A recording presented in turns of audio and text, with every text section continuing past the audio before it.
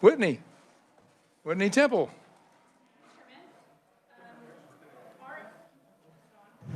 There we go. Hi, Chairman. Thank you. I'd like to introduce RS 3011, an act concerning elections relating to the withdrawal of candidacy for office. Senate or committee, any questions or objections to introduction of the bill? Seeing none, that is introduced. Thank you, Whitney. Any other bill introductions? Do you have one? Senator Thomas. I've got a few if you want to. Okay. I've got four. One is RS 3076, which regards reporting small amount donors to the Public Disclosure Commission. Any questions or objections to the introduction of that? Seeing none, that is introduced.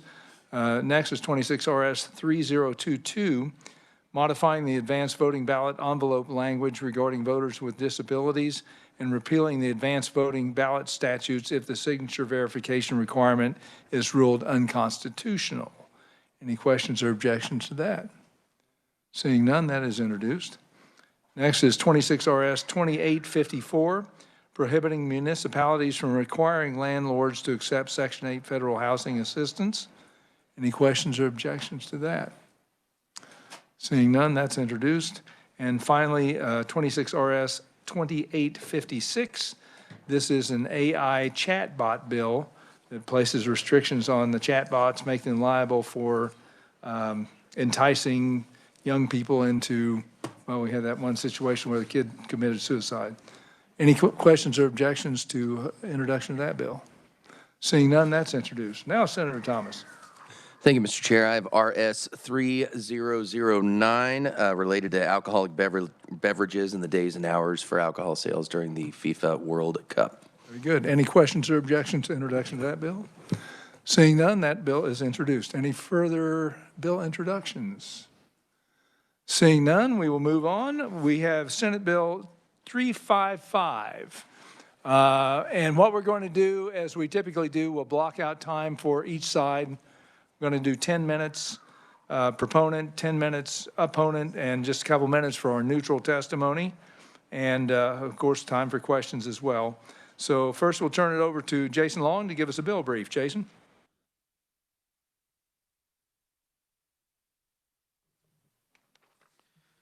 Thank you, Mr. Chairman, members of the committee. Senate Bill 355 amends the Kansas Cigarette and Tobacco Products Act. It adds licensure requirements for the manufacture, distribution, and sale of electronic cigarettes. These cigarettes are already regulated to some extent under the Act. With respect to persons who engage in selling e-cigarettes have to have a license, and there are several prohibitions on the sales of e-cigarettes. What Senate Bill 355 would do would be more targeting the manufacturers and distributors of e-cigarettes into Kansas. It would add e-cigarettes to various provisions in the Act with respect to sales and distribution of those products. Including adding it to the statute with respect to licensed cigarette distributors. And then it would create a new licensure requirement for e-cigarette manufacturers. That's new section 1 of the bill right on the front page. This establishes a new requirement that any manufacturer who engages in the sale of e-cigarettes in Kansas obtain a license. The annual fee for that license is $500. There's also a definition of electronic cigarette manufacturer added to the Act. Finally, there is a requirement for the Department of Revenue to publish not only a list of persons who have been issued a license under the Act, but those who have had their license either suspended or revoked, including the date of such suspension or revocation, and if applicable, the anticipated date of reinstatement for that license. These amendments would go into effect on July 1st of this year if the bill is enacted, and with that, I'd be happy to stand for any questions. Thank you, Jason. Committee, any questions? Seeing none, we will, and there's a minor fiscal note on this. I think it's in your packet there in case you have any questions on that. Okay, we have our proponent testimony, and up first we have David Sylvia, who's Altria Client Services, And David, I believe, is WebEx. David, we do a 10-minute block, so you can take as much time as you want, up to 10 minutes, but just be aware that you have a couple of other proponent testimony following you, so be judicious with your time. And we'll start now. David, can you hear us? I sure can. Can you hear me, Mr. Chairman? Yeah, I think we're good. Maybe crank up the volume just a slight bit, Masai, so we can hear him well. All righty, well, go ahead and start the time, David. Go ahead, sir. All right. Well, thank you, Mr. Chairman and members of the committee. My name is David Sylvia. I'm the Senior Director of Public Policy at Altria. I planned to be with you in person today, but unfortunately, the snowstorm caused with flights around the country. I'm here today in support of SB 355, legislation that will strengthen Kansas's tobacco enforcement system by requiring e-vapor manufacturers and wholesalers to obtain a state for doing business in the state. This proposal will help ensure that only licensed manufacturers and wholesalers do business in Kansas and help in addressing the significant problem of illicit made e-vapor. SB 355 is an important first step in putting in place rules to help combat the illicit e-vapor marketplace. Now, a little bit of background. Kansas, like nearly every other state, confronting a surge of illegal, unregulated e-vapor products, overwhelmingly manufactured in China and shipped to the United States without oversight. These illicit products undermine state law, undercut responsible retailers, and make excise tax collection more difficult and contribute to youth access concerns. We don't know what's in these products, the conditions that they are made in, or in many cases, how they were sold into the state and whether or not state excise taxes are collected. Now, these products enter the U.S. through a gray market import channel and flow through a minority of non-compliant retail outlets.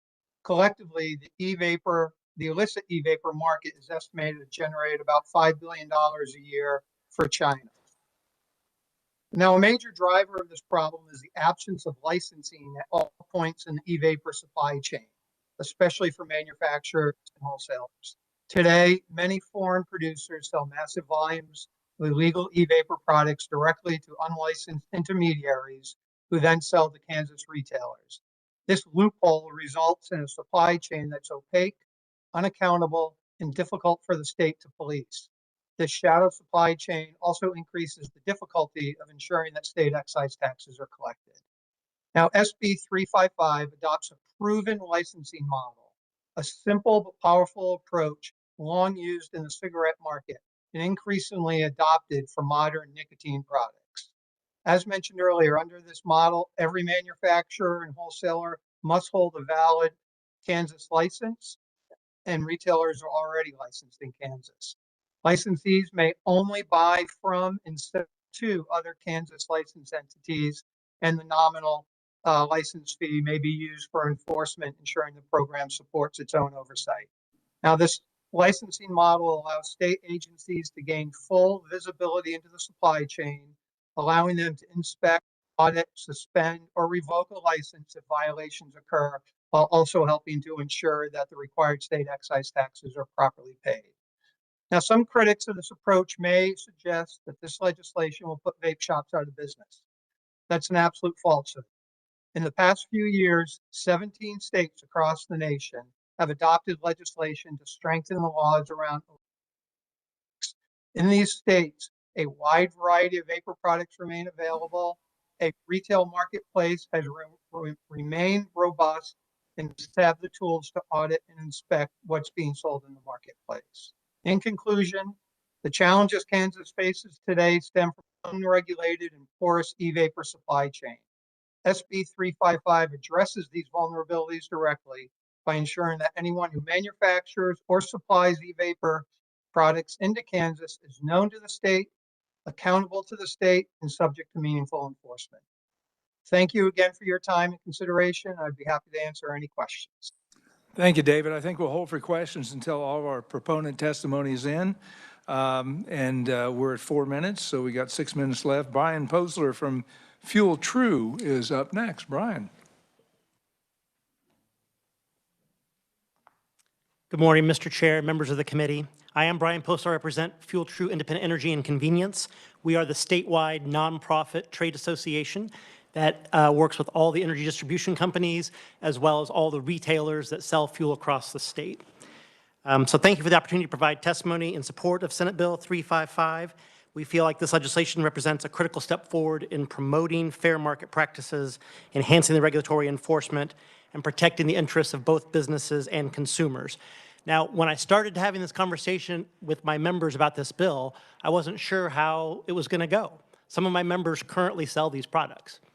But when faced with an option to regulate these products and clamp down on the illicit Chinese products and have a level playing field where they knew the guy across the street is not going to be able to sell them anymore, my members were more than happy to embrace this bill and embrace the regulatory framework that it posits. That sort of level playing field is what they're looking for so that they can stop selling and not sell the illicit products that come from China and have the integrity of the vapes market. So we feel like this is going to promote consumer confidence. It's going to close a loophole by filling an important gap in our regulatory framework, and it will ensure that only licensed manufacturers and wholesalers are doing business in Kansas. We already do that with all the other nicotine products. We should close the loophole and do it for these products as well. This will help Kansas shut the door on unsafe, illicit, unregulated Chinese products that currently are flooding into our marketplace. Those products are illegal to sell within China, so they export them to us, and they sell them to us. And I think that's all we need to know, that we need to be in the business of regulating these products as well. So with that, we urge you to consider the positive impact it could have on our youth, the positive impact it could have on a fairly regulated marketplace, and we ask you to support Senate Bill 355. Thank you. Thank you, Brian.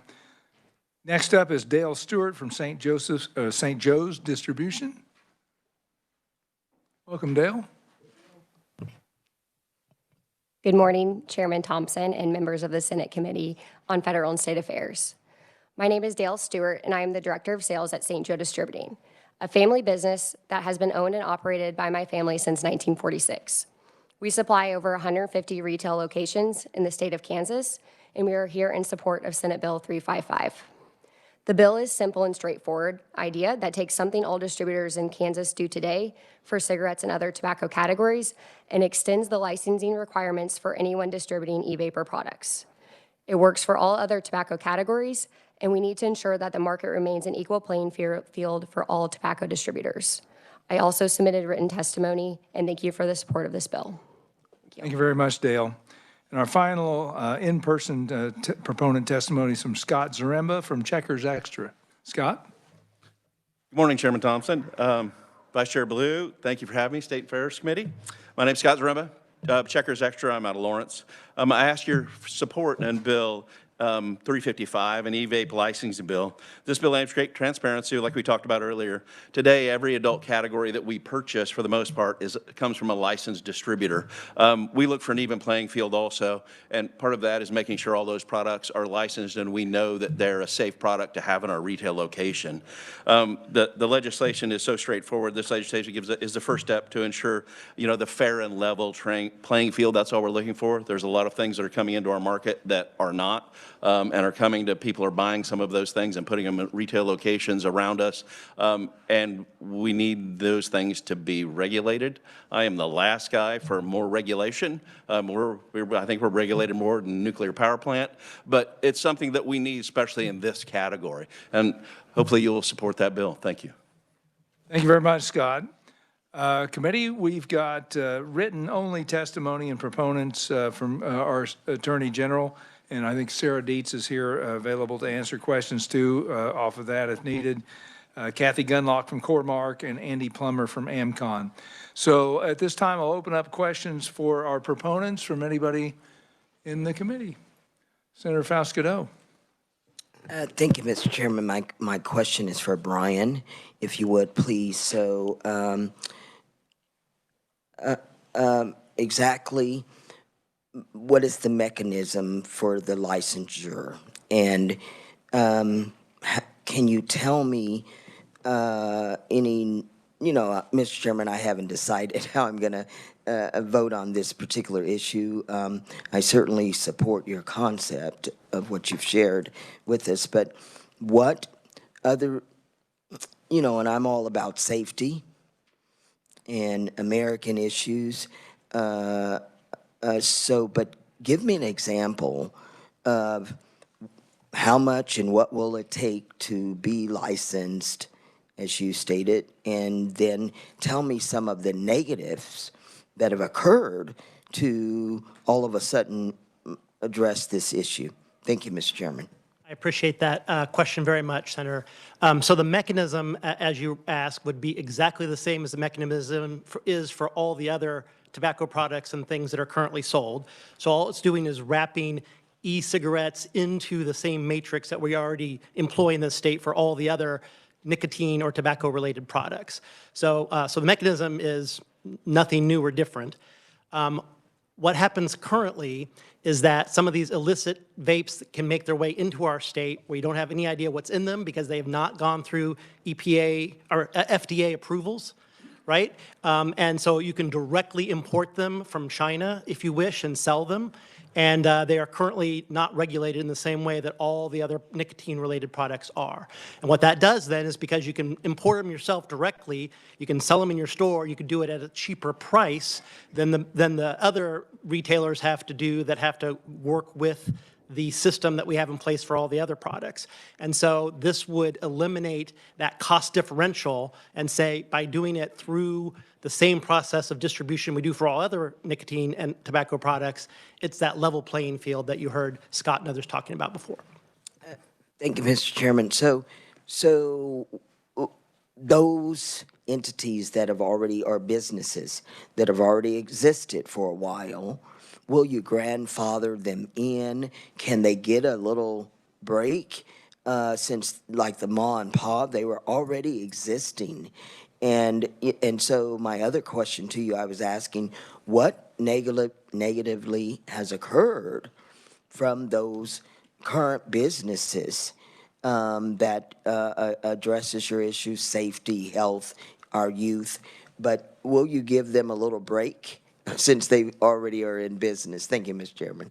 So in terms of giving a break, and I don't know this to be 100% the case, but my impression is that most of the folks who are selling these Chinese illicit vapes are already also selling other tobacco products or nicotine products that are regulated and are in the process. And so it wouldn't fundamentally change their business model unless the only thing they're selling are these particular e-cigarettes that have been thus far escaped the regulatory environment. Senator Blue. Thank you, Mr. Chair. And Brian, I don't know if you want to come back or if this might be for David. I'm looking at David's testimony, but I'm listening to what you just said. I think what worries me about this coming from China, first, I've never trusted China in anything. And so with that being said, you don't know what's in these products. And so to go off of that, could there be drugs in these products and we don't know about that? And so those are kind of some questions I have for you is, could they have fentanyl in it? Could they have marijuana in these and they're being sold and the person buying has no idea? Yeah, so I think you're exactly on the right track with that question because that's why we have the FDA have the very extensive process. I mean, it takes years to get marketing approval for new products through the FDA.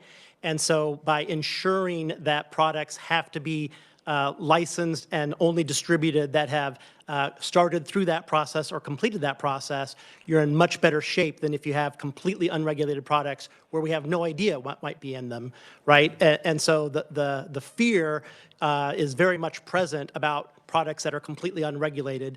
And it seems baffling to me that when we already have such good processes in place, we don't utilize them for all all segments of the market.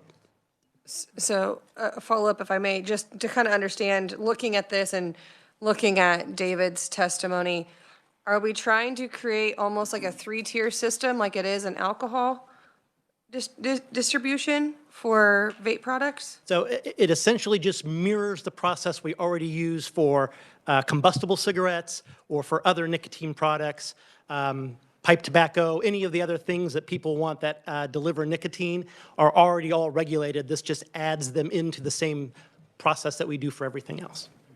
Senator Murphy and then Senator Tyson. Thank you, Chair. For whoever wants to add, I've excused my ignorance of this. I don't know too much about this, but I do understand there's some of these things come preloaded.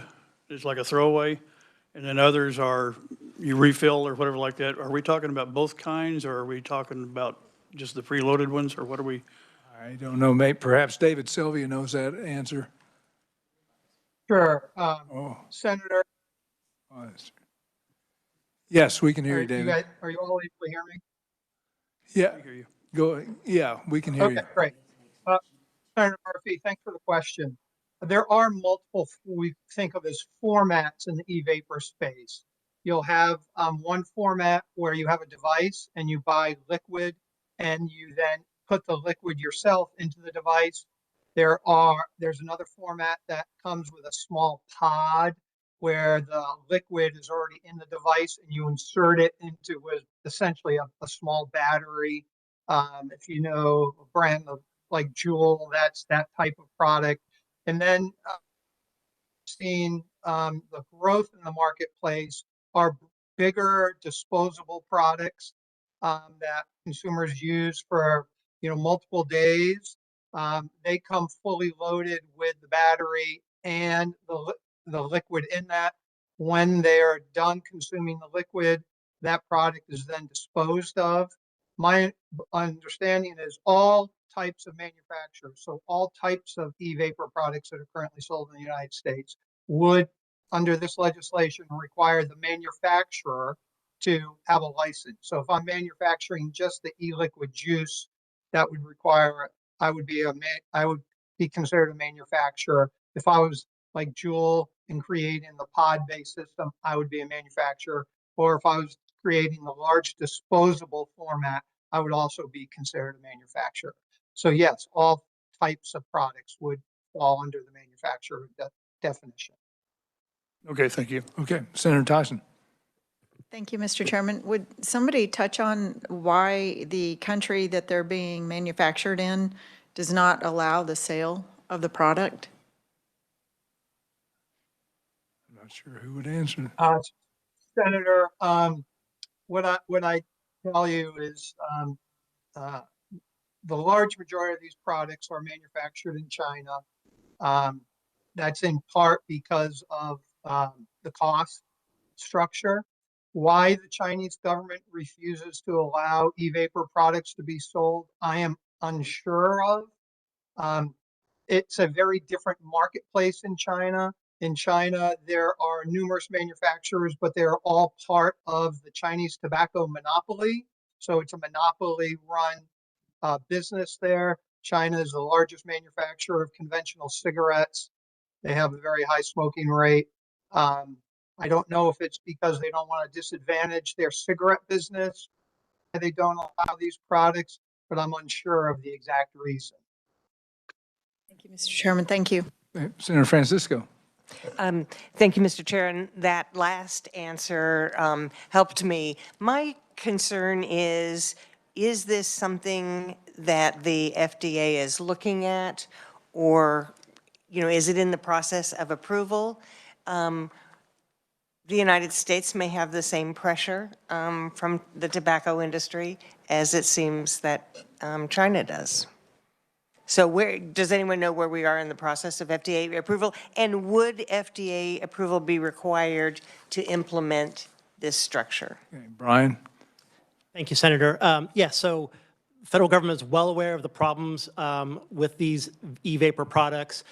We've seen in the current administration a significant increase in interdiction efforts where they're trying to stop these at the border, stop them at points of import. And so we've had seizures of some of these products when they're trying to import these illicit products. So it is a problem, and that is certainly one tool. But right now, it seems as though a state-by-state approach is all that we have to go on to try to come up with the appropriate regulations. It is something that is within the realm of the states. And so yes, the FDA does do the approvals of the products, and they have done some approvals recently for flavored cigarettes or for some of these e-vapor products have started to make their way through. So we have a chunk that have been approved, and there's maybe 18 or so of those. We have another chunk that are pending approval, that are working their way through that process. And then we have a large number of products that have not even sought the FDA approval. And so those are the ones that would be at risk under this particular legislation of not being able to be sold, because a licensed distributor would not be able to sell and distribute the products that have not been through that process with the FDA. So the process with the FDA would have to be completed to sell, or if they are in that process of approval. Yeah, I think that category of pending approval is important, and I don't know all the specifics of that, but maybe others on our panel could do better with that. Senator Thomas. Thank you, Mr. Chair. I know there's talk of how these products are unregulated, but I want to see if I have this understanding correctly. The stores still have to keep their receipts and pay the tax based off the amount of liquid in these e-cigs that they have to then pay, and they have to keep those receipts. Is that accurate? Or am I misunderstanding that? Okay. And then one follow-up. Just go ahead and step up so we can hear the answer, yeah. Might as well just park up there, Brian. Yes, they are expected to, Senator.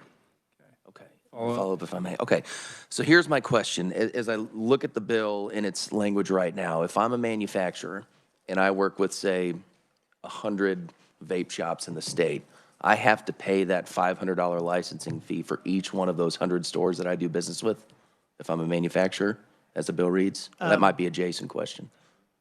I think I'm going to have to defer to Mr. Silvio or someone else on that question. Mr. Silvio? My understanding, if I read it right, is a manufacturer would have to have a single manufacturer's license in order to sell to a licensed wholesaler or distributor in the state of Kansas. So I believe it's one, which I believe is at $500. Right. I just want to make sure that if they're dealing with multiple stores, dozens of stores, there's not a $500 fee for every single store that the manufacturer does. And I may have read that wrong, but that's my concern reading the language of the bill. So I don't know if Jason, is that how you read that? Mr. Chairman, members of the committee, as I read new section 1, the licensure and the fee requirements are the same as for any license under the act, which is there is one license and one fee to be paid for the privilege of engaging in the business of selling e-cigarettes as a manufacturer. So it wouldn't be for every little store. Okay. All righty. I think we're out of time on the proponent testimony and questions, and we'll move on to our neutral from WebEx. We have Nick Reinecker. Nick, I'll give you 3 minutes. Can you hear me? Is Nick on? Okay. Can you hear me okay? Yes, we got you now. Go ahead, Nick. Thank you. Thank you, Mr. Chairman and members of the committee, for allowing me to speak today. My name is Nick Reinecker from Inman, Kansas. I am neutral to this bill because, on one hand, how messed up our system is, individuals should have the option to stop smoking cigarettes that have FDA-approved harmful or potentially harmful constituents in them, as referenced in my testimony, like ammonia, to make it more addictive, and be able to use regulated vaporizers instead of unregulated imports, or preferably the best route would be growing your own tobacco yourself, not putting any bad stuff in it, and then exerting your liberty there. Must understand that we're talking about regulation versus prohibition and natural versus synthetic. My opinion, another reason why I'm neutral, is because I think synthetics should be prohibited and the natural stuff be allowed. So that's why I'm neutral, whether that be the plant or an edible form. But our Attorney General's testimony is a blue-ribbon example of why regulation is better than prohibition, regardless of natural or synthetic sources. I would like to, as a technical thing, on line 28 of page 1, I didn't know if may should be a shall. So I don't know if you want to look at that. And I don't think the license fee should be more than a hemp production license in the state of Kansas. What is important is to be able to have ingredient lists available for the public. And I would like to also say, it's interesting this bill is in this committee because we need to understand where we were going with this. The Altria companies, they give a lot of campaign finance money to legislators, and they're calling these e-vapor products, not electronic cigarettes.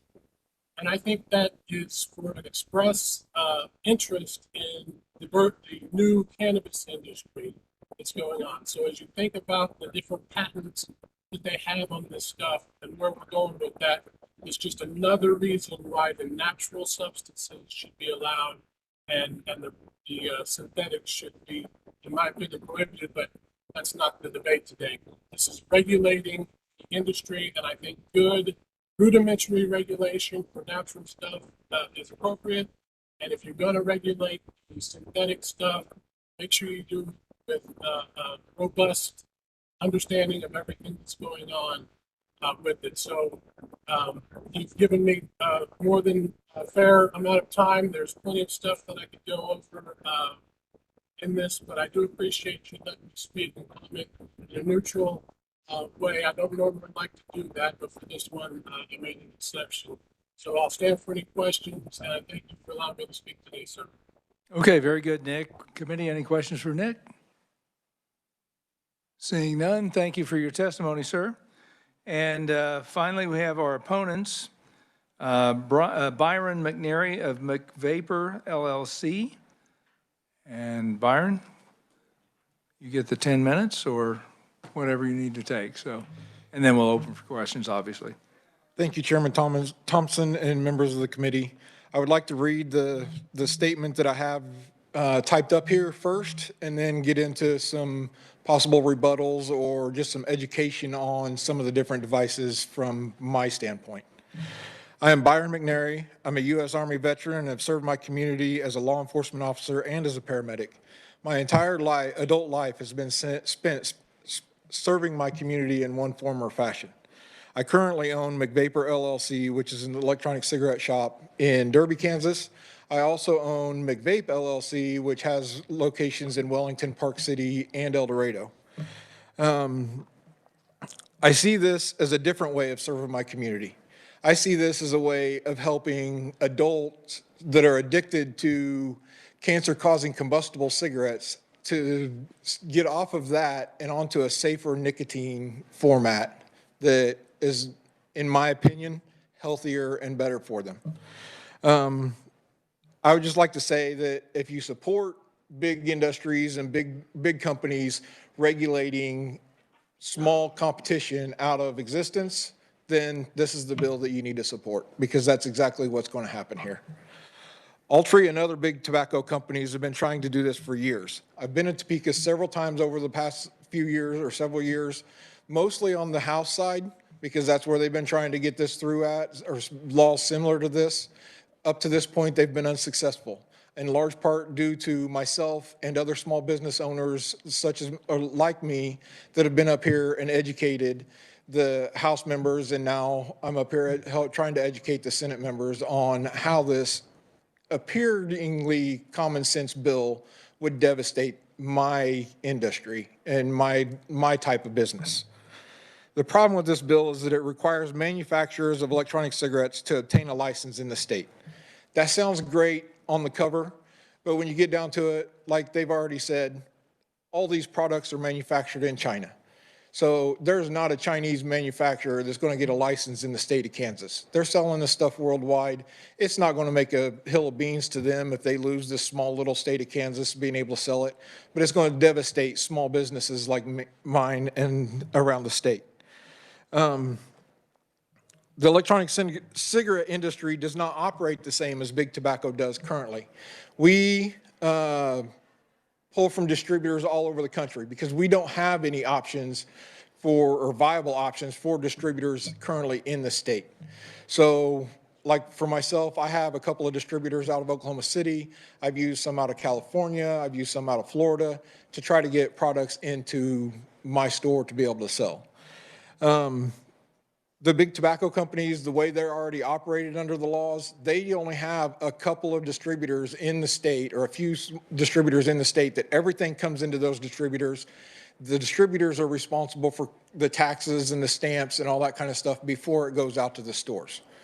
The way the e-cigarette industry is now, there is no tax or regulation or anything like that on the devices themselves. It's on the e-liquid that is used in those devices, and it's in the form of a consumable materials tax that the state implemented, I want to say 5 or 6 years ago. It might have been longer than that, for 5 cents per milliliter as that's brought into the state. So for me, bringing those products in from out-of-state distributors, I have to be responsible for sending that tax into the state. Or if there is a distributor that brings it in, they are responsible for sending that into the state, and then they charge me once they distribute it to me.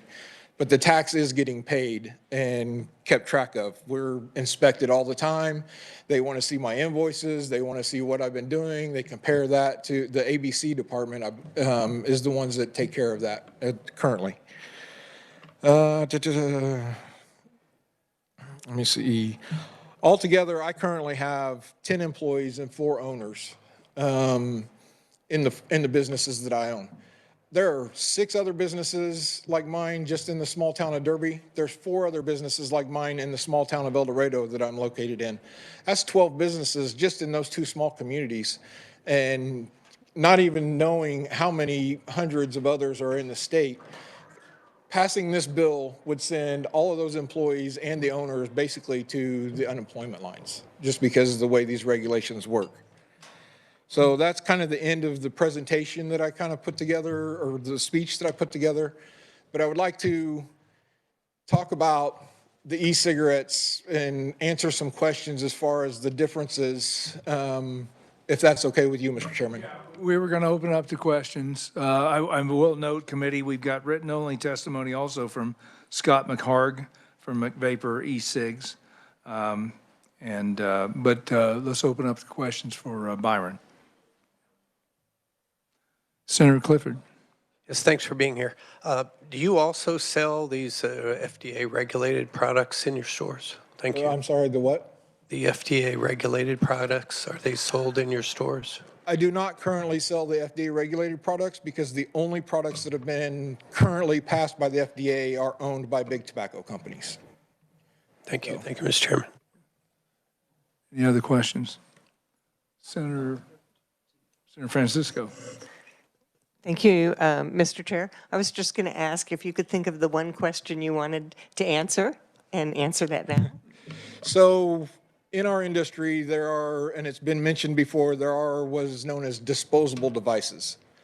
Personally, I despise these devices because, one, it's a waste of natural resource or materials just to throw this device away when it's done. The battery, the plastic, everything involved in it. 2, it does come directly from China, pre-packaged, pre-juice, pre-filled in all these packages that, no, we don't know what the contents is in those. But I would also like you to try to find someplace that there has been harm done by any of those devices as well. The devices that I prefer to sell in my store they come over as just an electric device, and then the juice that we use to fill those devices with is manufactured in the United States, and those manufacturers are currently trying to go through the FDA regulations and get approved inside the United States.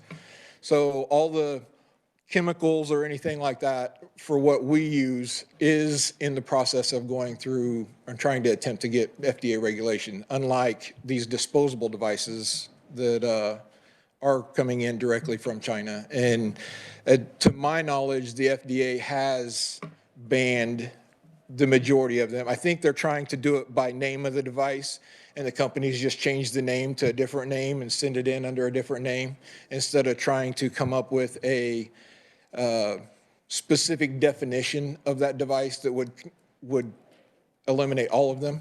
But that's just my opinion. And then there, hopefully a short follow-up. So if you are taking a device and taking a liquid and putting it together, would you be considered a manufacturer? That is the individuals that are doing that. I sell the device itself and I sell them the bottle of liquid. And then the individual uses that bottle of liquid to fill the pod or tank or whatever you want to call it as they're using it. Thank you. Senator Fasquedo. Thank you, Mr. Chairman. Thank you for kind of enlightening us on some things. Did you say that you were regulated or by ABC? And then what would be a major compromise to this legislation in your mind? Thank you, Mr. Chairman. I don't know that you would call it regulated, but we are taxed by the ABC department. And that's the 5 cents per milliliter for all juice, liquid juice, whatever you want to call it, that comes into the state.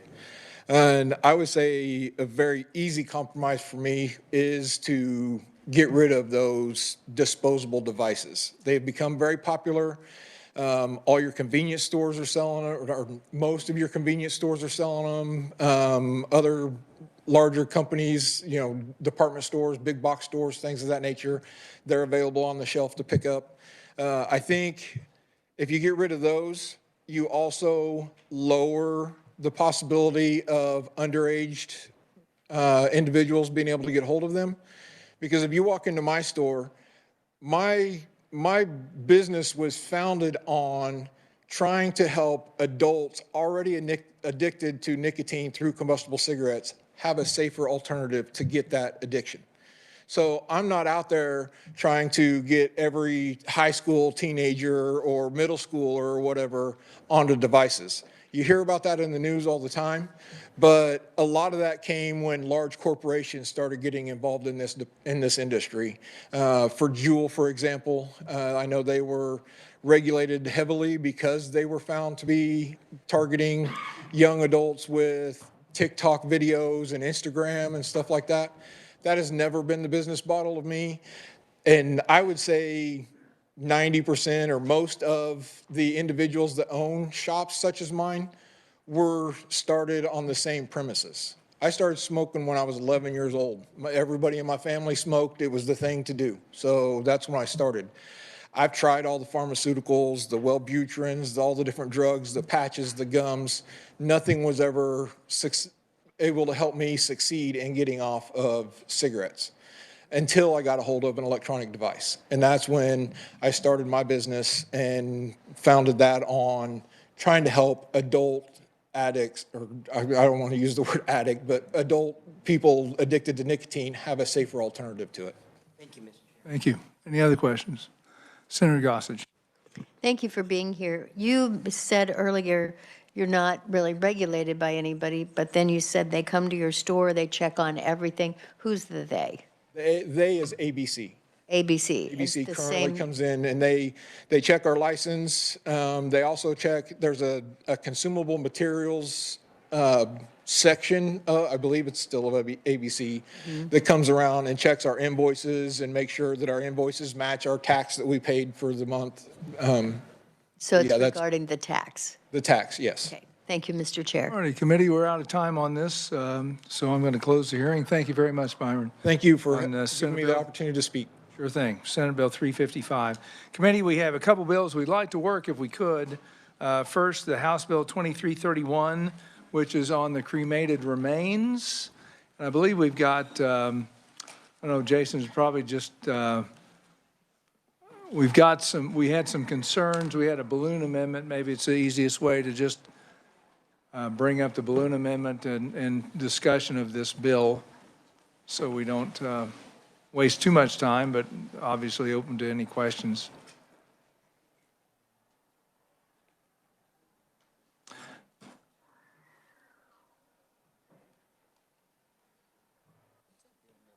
$23.31, yeah.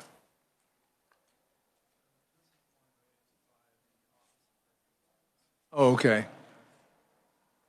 We've got a balloon amendment that was, remember, the Office of Veteran Services brought up some concerns. They were neutral testimony, but wanted this particular amendment. And I will let Jason explain it once he's got it all distributed here. Yes, Mr. Chairman, members of the committee, this amendment encapsulates amendments requested by the Kansas Office of Veterans Services. You'll see on page 1 there, there's a added statement there to ensure that expenses of final disposition of unclaimed body shall be paid pursuant to KSA 73-304 to the extent applicable. That is a existing statutory provision for counties to cover the final disposition costs of unclaimed bodies of veterans. And then on page 2, in line 18, there's a correction to the name. It's now the Kansas Office of Veterans Services. You'll see an addition there that no person or organization taking custody of the cremated remains shall be liable for the cost of cremation of the decedent or any other applicable fees. This is applicable to the Kansas Office of Veterans Services or National Cemetery to ensure that they are not charged for the cremation costs or any other fees associated with that, just for taking custody of the remains. Okay. Question, Senator Tyson. Thank you, Mr. Chairman. Just to clarify, then, the county would be responsible for the cost? Yes, there is a statute in place for when the decedent is a veteran and is not acclaimed, then the county pays for the cost of final disposition. Okay, I was just wondering why the clause was added, or the statement on the page 2, no person or organization that takes custody. I think the veterans also have a very limited amount of money that they have available for that, and it doesn't necessarily always cover the internment costs, from what I understand, I believe. Senator Tyson. Thank you, Mr. Chairman. But we have the first statement saying the county's going to pay for it. Thank you. We have the second statement that says they won't be responsible. It just seems redundant. I'm just asking. Thank you, Mr. Chairman and Jason. Mr. Chairman, members of the committee, I believe the confusion stems from provisions right above on page 2, starting in line 9, where it requires a person who is authorized to take custody of cremated remains shall be required to reimburse the coroner for the cost of such cremation and other applicable fees assessed. And I believe the Office of Veterans Services was concerned that that provision would apply to their office if they took custody. So the balloon amendment you see on line 19 is to address that possible interpretation. Senator Francisco. Thank you, Mr. Chair. I wondered if it might be easier to understand if that said no person or organization that takes custody of the cremated remains of a veteran pursuant, to make clear that this is intended to address veterans, not anyone. Jason. Mr. Chairman, the provision is added to the paragraph 2, which says if the decedent was a veteran and relinquished to the director of the Kansas Office of Veterans Services. And so when the language there says pursuant to this paragraph, it is in reference to this paragraph 2, which is only applicable if the decedent was a veteran. Okay. So it would be redundant to add that in there. Oh, Francisco, did you? Well, you could, instead of saying pursuant to this paragraph, you could say of a veteran's remains, and then it might be easier for, because it says takes custody of cremated remains pursuant to this paragraph shall be. But if you said takes custody of cremated remains of a veteran shall be liable, I just think it's easier to read. Yeah, Jason. If the committee feels like, if it's necessary, we can always do that. Committee? Not, okay.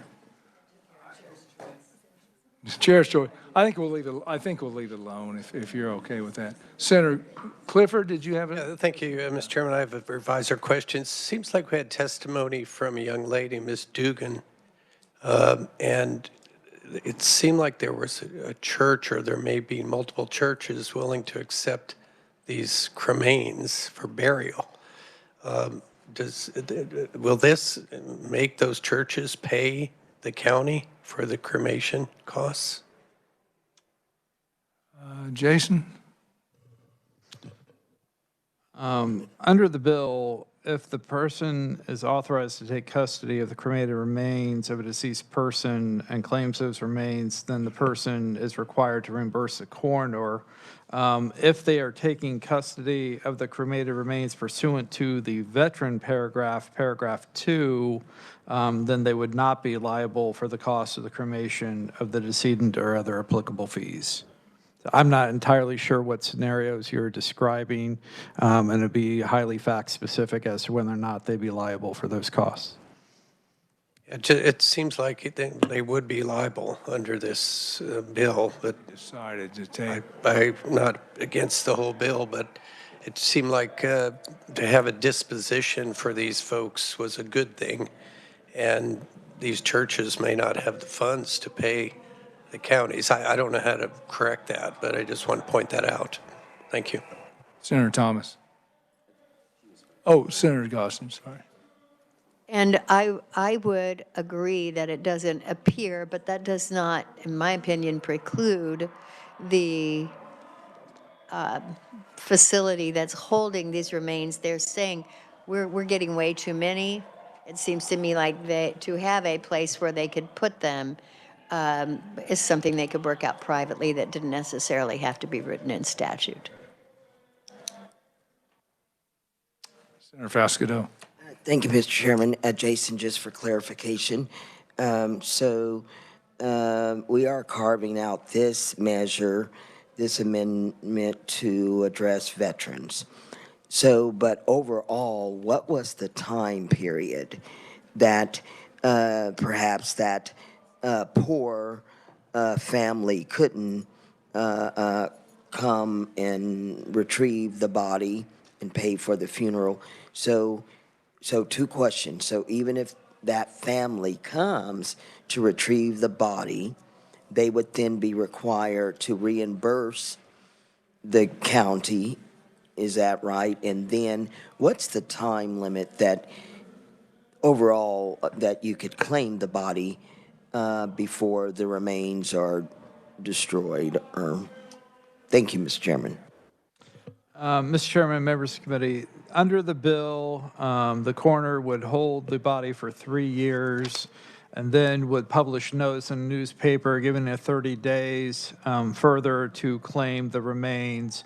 And if at that point they remained unclaimed, then the coroner would proceed with disposition as outlined in the bill. If the family of the decedent came within those 3 years or that 30-day period and claimed the remains, then the family would be liable to reimburse the coroner for the cost of the cremation and other applicable fees. Mr. Chairman, Jason, so did we also, in the original hearing, did we address that not only a notification in the newspaper, did we also say social media in ways to notify individuals who, I don't buy the newspaper anymore, it's too expensive. Thank you, Mr. Chairman. I think probably a paper of record, I would imagine. I don't think there was any addressing social media in here. Any other notification? Any other notification? No, other than probably a paper of record, I would imagine. I believe is what's in the bill. Is that correct, Jason? Yeah, the general notice is just in a newspaper of general circulation in the county where the death occurred. These are instances where the immediate family is unknown, and so the coroner is simply publishing a public notice that it has unclaimed remains that it is held for at least 3 years. So, Mr. Chairman, if I may, Jason, so the coroner's office, as I shared when we had this hearing, of the notification to the family in the first place, and I understand that even if they have my phone, they may not have my password to get in there and call people, or even if I have my identification on me, it still doesn't give a telephone number to notify your family. So I guess, what are the duties or scope of duties for the coroner's office to notify, make that notification? I'm just, nowadays, most people aren't, or does that coroner's office do a public service announcement to tell people to look in the newspaper? I don't know. I'm just concerned about the notification piece of it. If you could clarify that within the law for me, thank you. Mr. Chairman, members of the committee, this bill does not address the specifics with respect to the extent to which the coroner must attempt to notify any immediate family members, nor do I think the statute governing county coroners addresses that issue with the specificity that I think the senator is talking about. Is that Senator Thomas? Thank you, Mr. Chair. I think I personally have enough faith in the coroners to have the ability to reach out every way they see fit. I feel like if we start regulating like they have to send a tweet or a Facebook message or whatever, I think we're getting a little bit too into that realm of big government coming in and saying you got to do this. And if somebody misses a tweet or doesn't send out a Facebook message, I don't want the coroner to be held liable and get in trouble. So, but I understand what you're saying for sure, Senator.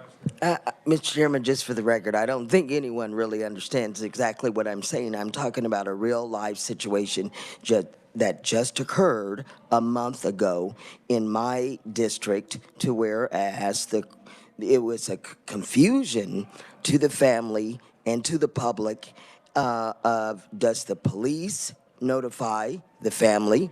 Does the coroner who retrieved the body, do they notify the family?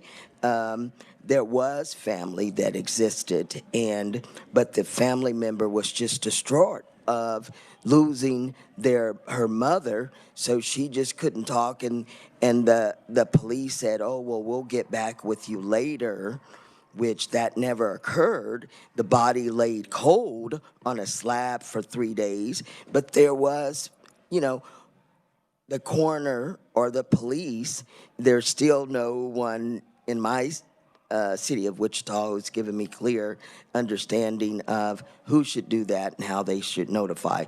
I'm always going to fight for the person, but I understand what this bill is doing, and I understand the coroner's office that is so many there they need to do something with, and I really care about the veterans. Thank you, Mr. Chairman.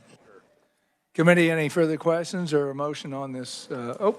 Yes, Senator Francisco. Thank you, Mr. Chair. I'm still confused, and I think it follows up on Senator Clifford's concern, because the coroner now has these remains, but we're saying if a person who is authorized to take custody, and it could be that a church is authorized to take custody so that they can bury those remains on their grounds. Well, this says if anyone who's authorized to take custody claims such remains. So how do you get them if you don't claim them? Because the other choices of, being buried, how does that happen? The coroner's not going to bury them. They're just adding more expense. Senator Gossage. I think there comes down to the difference between the word authorized and offered. So if I'm going to offer to take them, and am I an authorized person? I would think the only authorized people would be a family member or someone of that nature. They're not actually authorized. That's why I was saying the offering to take them could be up to the facility to say, hey, we've got way too many. We're going to go ahead and allow them to do that. And Jason, if you could confirm, do we have a definition of authorized individual?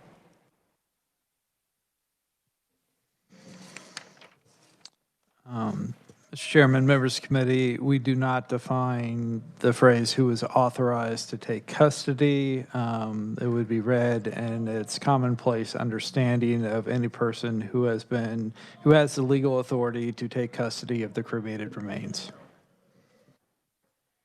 Senator Francisco? Thank you, Mr. Chair. I think that we would want the coroner to authorize anyone who that they're giving cremated remains to, and not just authorize a family member and say anybody else can just come up and get these remains unauthorized. I think for the sake of time, let me try to clarify some of these answers before we go further on this amendment and on this bill.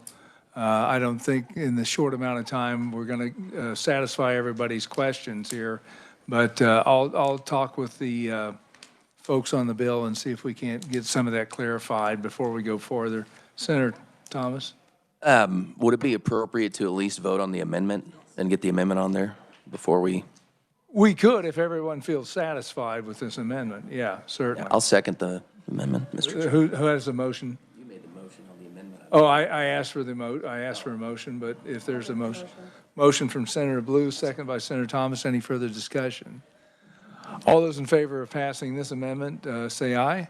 Aye. All those opposed, no. Thank you very much. I think we have probably 2 or 3 more amendments coming on this, and I'll try to get some of this stuff clarified before we finish working this bill. We do have Senate Bill 314 hearing tomorrow, SCR 1617 on Thursday, no meeting on Friday. And thank you for your work today. We are adjourned.